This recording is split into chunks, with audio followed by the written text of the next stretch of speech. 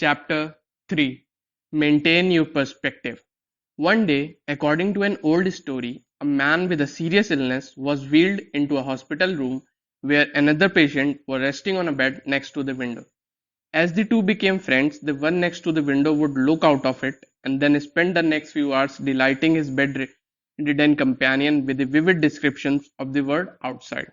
Some days he would describe the beauty of the trees in the park across from the hospital and how the leaves danced in the wind. On other days, he would entertain his friend with the step by step replays of the things people were doing as they walked by the hospital.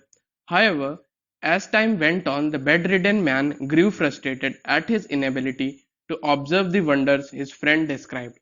Eventually, he grew to dislike him and then to hate him intentionally.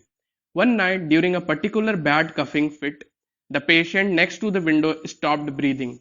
Rather than pressing the button for help, the other man chose to do nothing. The next morning, the patient who had given his friend so much happiness by recounting the sights outside the window was pronounced dead and wheeled out of the hospital room.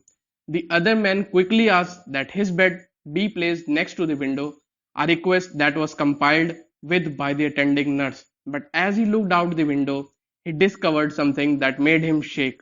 The window faced a stark brick wall. His former roommate had conjured up the incredible sights that he described in his imagination as a loving gesture to make the world of his friend a little bit better during a difficult time. He had acted out of selfless love. This story never fails to create a shift in my own perspective when I think about it. To live happier, more fulfilling lives when we encounter a difficult circumstance, we must keep shifting our perspective and continually ask ourselves, is there a wiser, more enlightened way of looking at this seemingly negative situation?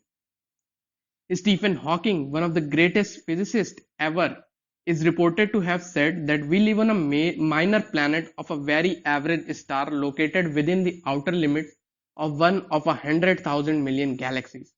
How's that for a shift in perspective? Given this information, are your troubles really that big?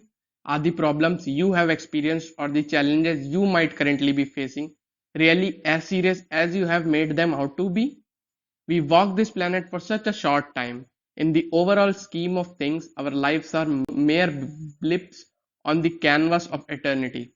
So have the wisdom to enjoy the journey and savor the process. Thanks for listening.